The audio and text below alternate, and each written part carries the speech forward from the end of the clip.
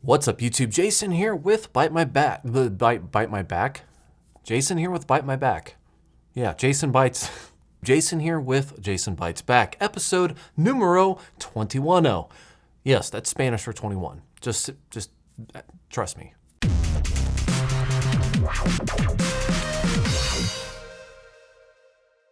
Plex is awesome and everything, but if you really want to squeeze the most features out of your Plex media server, you can get a Plex Pass. Now, while there are many benefits to having a Plex Pass versus a free user account, my favorite one is getting early access to new features that Plex has not yet released to the general public. So if you're like me and you want to try out those new features, check out the description down below. Down there, you can either purchase a Plex Pass for yourself or a friend, and hey, if you don't have a free account, use my link as well. It helps me out. So check out the description down below to get your Plex Pass today. If you guys aren't familiar, this is a series of which I answer questions and or respond to comments from the last month. I always usually start with last month's Jason Bites Pack video, but last month's video was kind of a mess because it was a New Year's live stream and things got a little out of hand.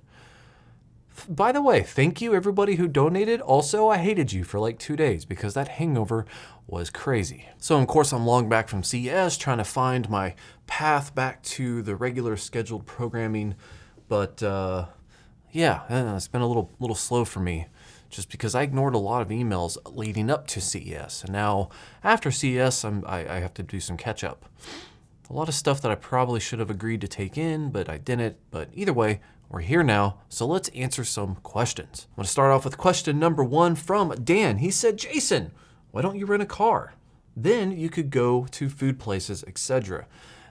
Technically true, yes, Dan, but CES was kind of hectic. I used Uber and taxi to get around, mainly Uber, and then later in the whole thing, I finally figured out how the buses worked. But getting around CES, getting to CES, and getting away from CES was already hectic enough, let alone trying to add in a rental car, trying to find a spot to park, also probably having to pay for parking. So not only would I get the cost of the rental car itself, but I would also have to pay to park it every day. So not saying there's not free options out there, but still the point is it was heavily congested and I just don't think it would have been worth it. I think it would have added another layer of headache to the CES trip that was unnecessary. Which, by the way, if you guys watch my vlogs, definitely appreciate you guys watching my vlogs. I gave you like this raw deal, you know, like at first it was like, traveling sucks and this lost my baggage and this is kind of a pain in the butt. And then later on it was just like, hey, get in a candy store, this is fun. So it was an evolution of emotions on my part, but you know, either way, you guys hopefully enjoyed it. I hope you guys enjoyed it. So next question. From Chico.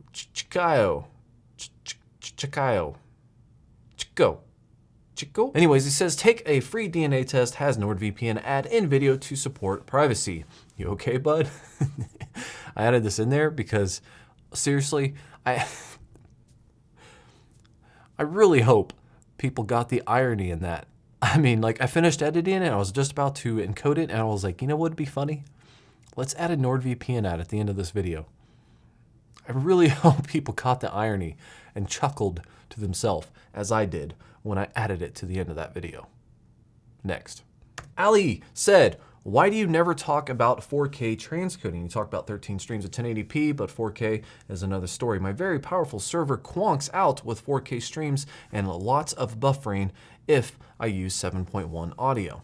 Well, honestly, Ali, with the whole audio thing, I don't think I've ever really noticed audio causing an issue with transcoding. Usually audio is pretty low power, but you are right. When it comes to 4K transcoding, I don't really talk about it that much, mainly because my main testing environment is my TV downstairs that's 1080p. But the second part is really, I don't really have a lot of 4K content, but Plex in my past experience, and I haven't retested this in a long time because I don't really consume 4K content, the whole HDR color switching thing, if you do have to transcode it, kind of makes things a bad experience. I guess the way I look at it when it comes to 4K is that the best experience with Plex is to direct stream 4K. So to me, to test 4K transcoding to me kind of seems pointless. The way I look at it is if you're going to transcode it, you might as well just have a lower version of the file, like 1080p, for example. Now, saying that's always possible, but you got to think about it. The extra horsepower you need to transcode a 4K stream, it's just it's kind of a waste, really. I mean, the way I look at it is that if I have a 4K video file, let's say this 4K video file could be multiple gigabytes, 10, 20 gigabytes big, and then I transcode it to 720 to stream over the internet, it just kind of seems like a waste of horsepower to me. Whereas if you're inside your own local intranet, you have the bandwidth, hopefully at least, to direct play that stream. So you're not gonna have to worry about transcoding. You're not gonna run into the color issues. You're not gonna have to worry about stressing out your server too much, just because it's literally almost playing a file host with a little bit of handshake in between. So yes, I do need to talk about it, but there is that little thing in the back of my head that says, why would you even do 4K transcoding? Unless you just really don't want to host multiple files, like a 1080 and a 4K video file, which is an understandable thing, but I don't know. Maybe I'll just wait until 8K comes out and I'll skip the whole 4K thing. Yeah, that'll make sense. Next question from Glenn. He said, great video. Looks like you had an interesting time at CES. Unrelated question, but how do you actually run your Plex server on Unraid, via Docker or virtual machine? Well, Glenn, I actually run it via Docker. I use the Plex Pass repository for it, although I do have to shut down Plex and then refresh my update screen to get those updates. So it's not something that just automatically pops up, at least not for me. But I do use the Docker with it. You could, if you wanted to, run a virtual machine and run something like Windows on that virtual machine.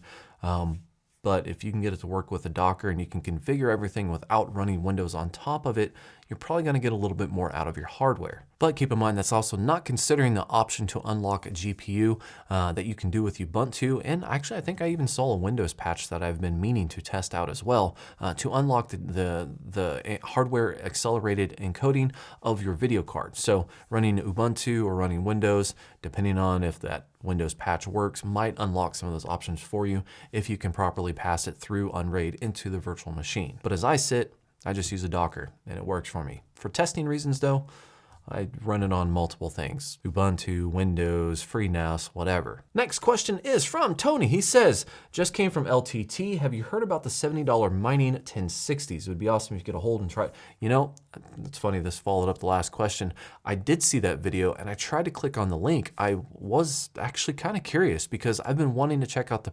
P2000. So with the P2000, it's a Quadro card and you don't need to do any kind of hacks or patches in order to get, you know, the unlimited hardware encoded streams with it.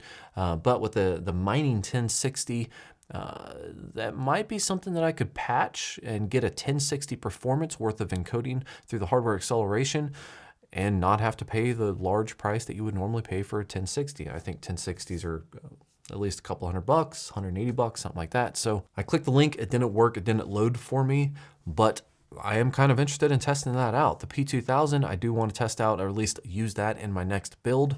The 1060 is still an interesting adventure, especially for $70, assuming it still works. So next question is from Paul. He said, love the vlogs and recaps, but no sign of Plex. Is it being edited, etc.? Well, Paul, thank you for watching the vlogs. I know that my CES content was not as polished as a lot of other people's who go to CES, but it was fun creating those vlogs and it was at least enjoyable to know that other people enjoyed watching them. So thank you. As far as Plex goes, I scheduled a meeting with Plex, but it really didn't turn into anything, much to my disappointment. They didn't really have any like upcoming features or new things that they wanted to announce, at least not through me. It turned more into just a meet and greet. Talked to Scott and Keith and, you know, a bunch of other people there, or at least I met a few other people there.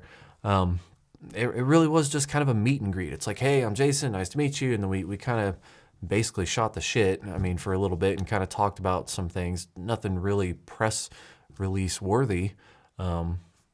So yeah, although we did talk about me coming up with some questions that I could ask, possibly through like a Skype, you know, phone interview or something like that. So that is something that I probably need to look at, maybe even ask the community, you know, if I were to interview, you know, one of the top dogs at Plex, you know, what kind of questions would you want me to ask? You know, what things are you interested or curious about that maybe Scott would be the only one who could answer, for example. I haven't actually approached that anymore because while I do have a couple questions in the back of my mind, I don't have enough questions that I feel would be worthy of a full-on interview, at least not yet. So yeah, if you have some good ideas for me, post them in the comments down below. Might consider them. Next question is from Slinky Rich HD. Which Cisco PoE switch are you running? Dang it. You know what?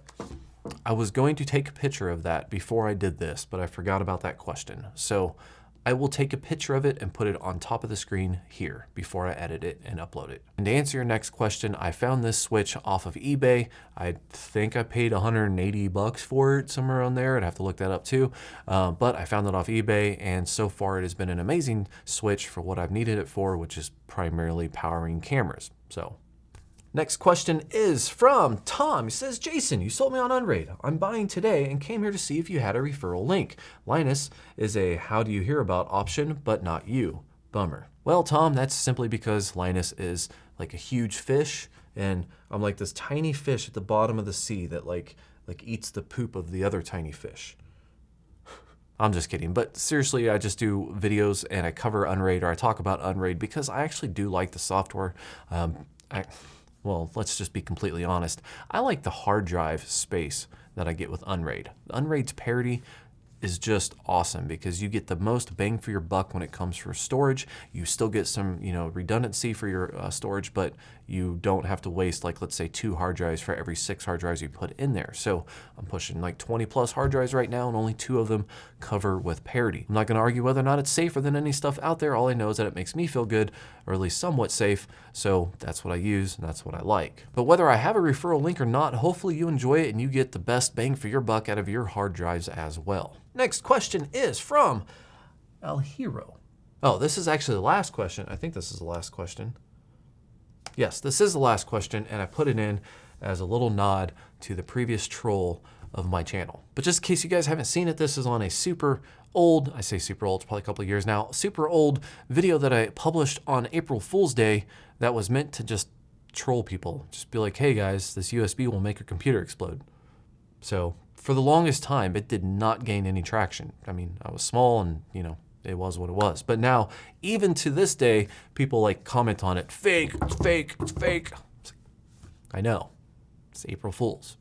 I don't blame him, actually. It was kind of a cringy video, but still funny to me.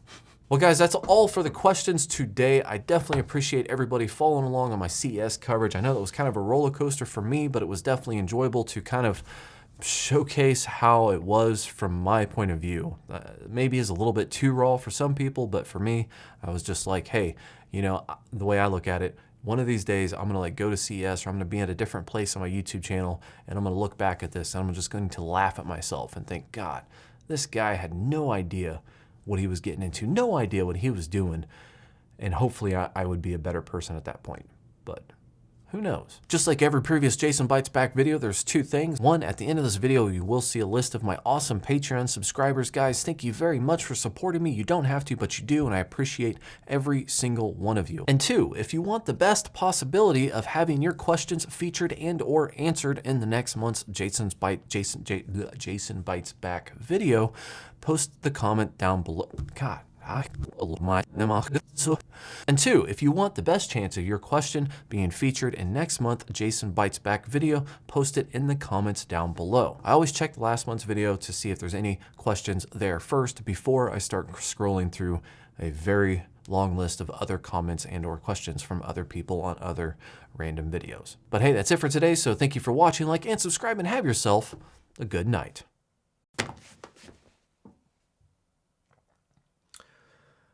I got these lights. I'm kind of on the fence whether or not I want to make a video about it. It's more of a studio thing. Like, I don't know. I like they're cool. Look at this, right? It comes with a pack, gets 4 of these. They're small, they're like 20 watts.